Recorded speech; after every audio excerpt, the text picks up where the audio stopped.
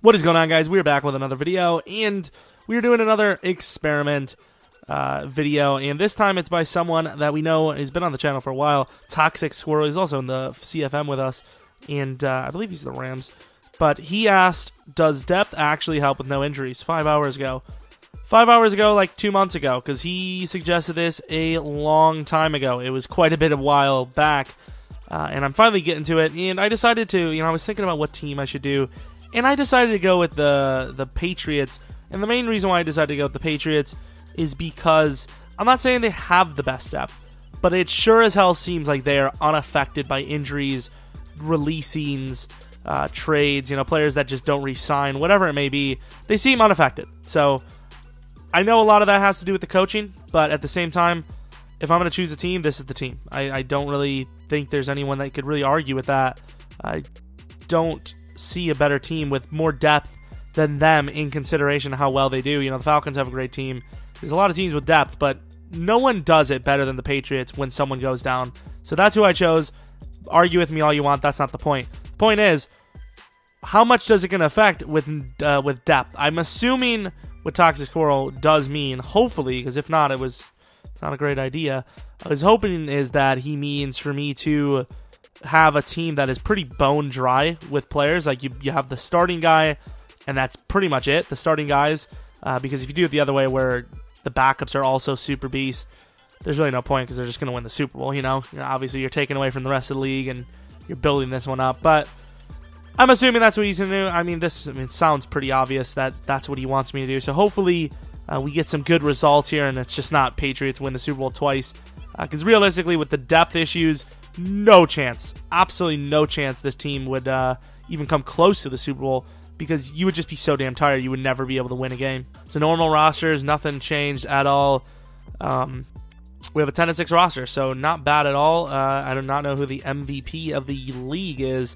I didn't simulate it either way, because, obviously if I was going to simulate, I would sim this team like 16-0, so that the other way it looks better. Tom Brady absolutely kills it yet again. Julian Edelman kills it as well. Probably AFC player or wide receiver of the year. Defensively now, what do we got here? Trey Flowers with a couple of sacks. Good couple amount anyways. DB's all right. Good kicking. That tells you how many touchdowns this team scored. Offensive rank, number 2 for yards. Defensive rank, number 15. That is perfect.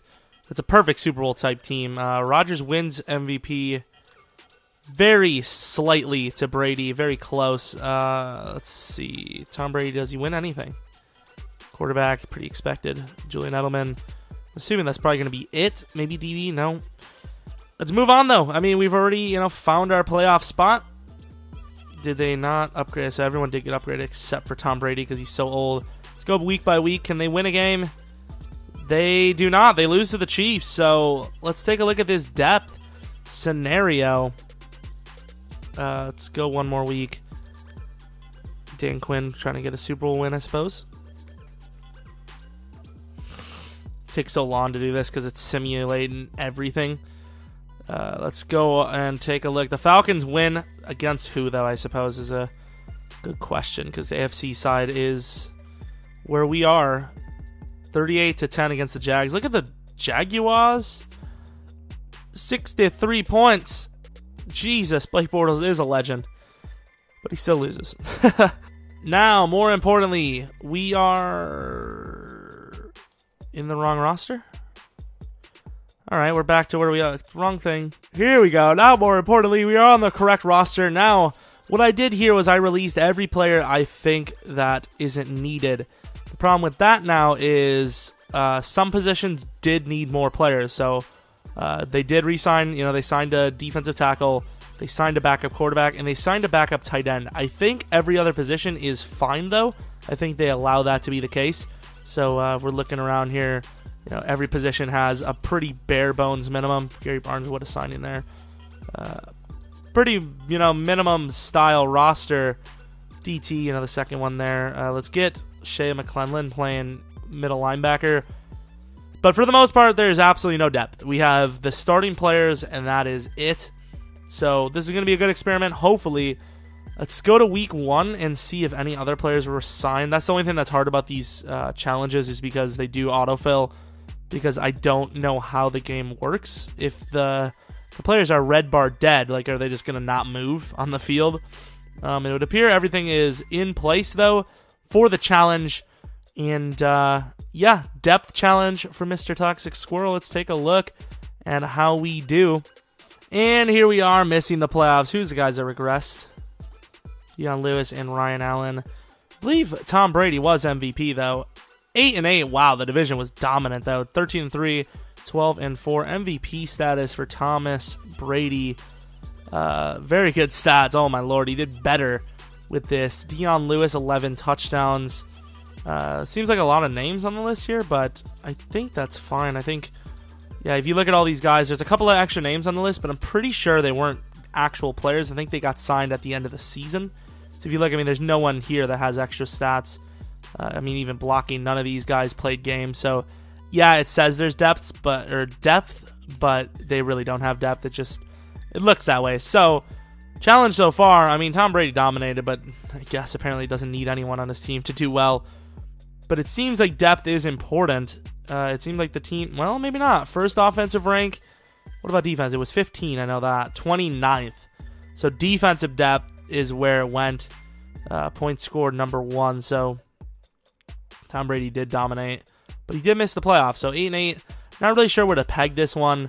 I'm going to say that obviously depth does matter. Extra players, you know, gives break to the starters. And we did miss the playoffs at the end of the day. So there's something to be said there. Let's go on to the Super Bowl and see who wins this thing. Falcons, I believe, won it last time over the Jags. See if that changes this time. Maybe the Eagles come out swinging.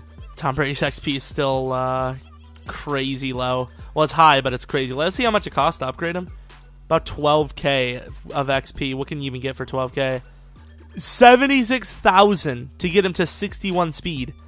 That's ridiculous, EA. I know you don't want him, you don't want people to keep players going way longer than they should be, but what is that? Like, throw on the run as 14K. What can you get up? I guess you can get his carrying up pretty high. You can get his carrying to 67. That's a decent thing. I think I'd probably get his carrying to 67.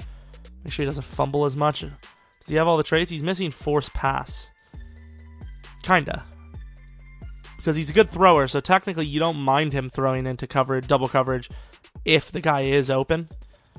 But let's take a look who wins Super Bowl. Apparently the Texans. Let's take a look at this thing. That's not a common sight. Deshaun Watson is a pretty good overall. 44-38. Texans over the Seahawks. Wow. 500, almost 600 yards. Deshaun Watson lit it up. Lamar Miller did well. Tevin Coleman. I didn't show you guys that we didn't cheat as well, because I know you guys are going to want to see if, wow, J.J. Watt dominated. Oh, my Lord. I feel like if he ever made it to a Super Bowl, he would go ham if he was healthy. But I feel like you guys probably would argue that I would cheat, because technically we want the challenges to be positive, or you want them to work, so then I don't look stupid. Oh, nice challenge there, idiot. Didn't work, you know. Kind of like my stupid top 10 trades thing didn't really go through too well. Very high scoring game, so it would appear that I don't know if it was the defense or what's the story. It must have been the defense, because we actually had some really high scoring games.